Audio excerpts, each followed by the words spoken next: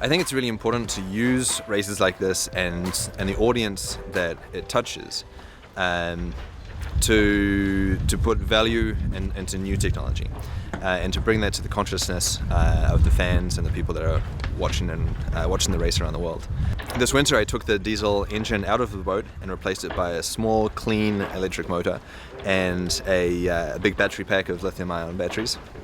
The idea is that I will go all the way around the world, a full 45,000 kilometers without burning one drop of diesel. I will charge my batteries with flexible solar panels that are laminated directly into the mainsail, which is a world first.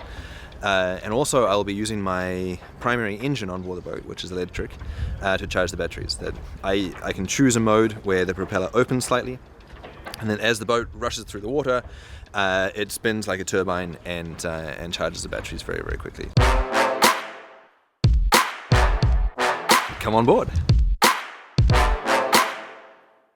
This is where I will eat, sleep, navigate, and so I have all of the tools here at my disposal in order to download the weather, talk to people at home, do a live interview as we're required to for the Vendée Globe, or indeed sleep. I'll be sleeping here, and if I feel something crazy happening with the boat, then I can watch what's going on, or I can look outside, I can check the sail trim on the main. And so I guess we like to say that life on board as a solo sailor is really complicated and really hard. And it is. But right now, from the bed, it's looking pretty good. So right now I'm in my office. The non-stop race around the world leaves from France, goes down the coast of Africa, and then we slide across to Brazil. And then once we get into the big depression in the south, then we'll run all the way around the world, around the famous Cape Horn, and then back up.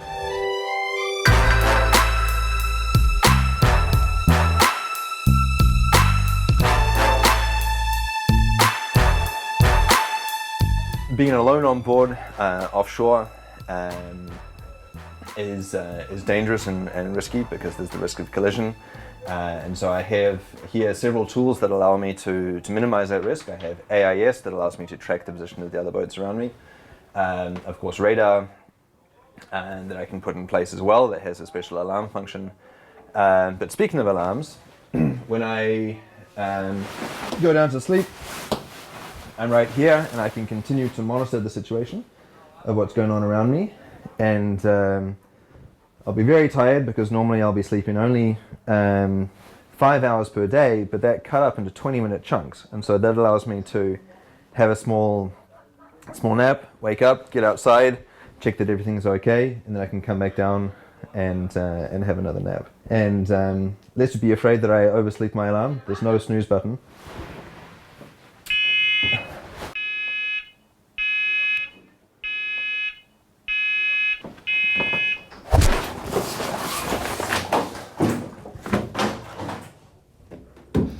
So I'm not just throwing bags around for fun, but actually to help make the boat go faster. On an ocean racing boat, everything is stored in these waterproof bags, including my clothes, my freeze-dried food, all of the spares on board, and of course the big sails that I have as well. I have 9 sails on board. I have maybe 5 big bags that weigh 80 to 100 kilos, 3 meters long, and to maneuver them through the boat is really difficult. Why do I do that if it's so hard? Well, the reason is that just like hiking out on a small dinghy, you need to put as much weight as you can to the windward side to make the boat more rigid and thus go faster. And so I can do that in several ways. I can put the 4 tons of lead with the swing keel from side to side, which is pushed with hydraulic rams. But also, and this is the hard bit, I've got about 1 ton of material in little bags that I shift from side to side. And so this bunk is not for sleeping, but for stacking. And so I'll put everything up here, plus several times more that, and then secure it in place with a stacking cloth. And then every time I tack or jibe, I have to bring all this material over to the other side and do it all again on the other side.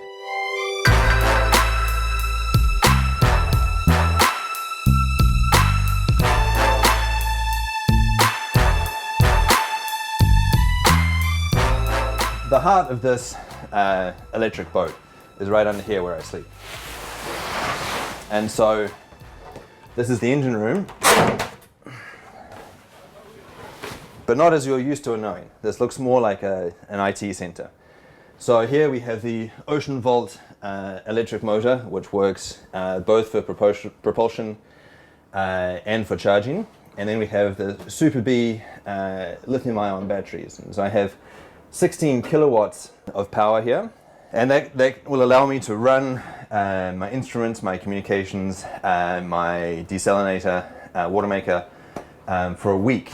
And so going green has several benefits. One, I don't have the smell or the noise or the oil of a conventional diesel engine, but also I have an enormous capacity here of stored energy, and that gives me great autonomy. So if, in the case that I have a small problem, then I have a lot of stored energy that allows me to keep running the boat while I find a solution. This installation is largely symbolic. Sail racing yachts don't use a lot of diesel. It's not us that are warming the climate. However, what this means is that if I can show the world that electrical batteries and motors and so on can stand up to the rigors of racing through the Southern Ocean, then there's no reason why they can't be adapted for everyday use. Absolutely, there's nothing stopping you from buying an electric car and using that to go down to the shops to buy a bottle of milk. The system is already proven, the technology is mature, and it's just waiting adoption by the larger public.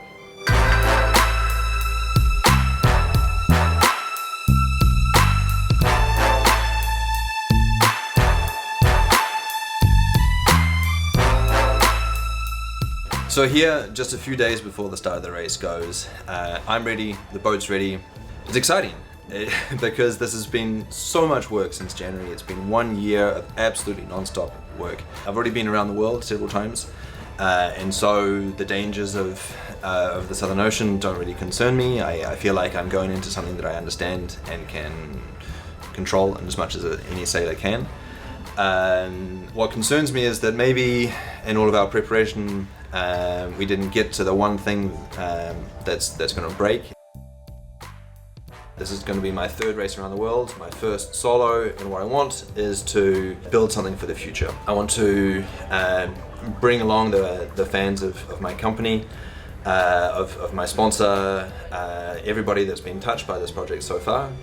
And also because I'm one of the few English speakers in the race, I want to try and increase the audience and bring more of you along for the ride, which is something that we can all enjoy in the future. And so I'm going to be working right here to write interesting stories for you, to explain what this crazy world is like. And I really hope that you enjoyed coming along for the ride.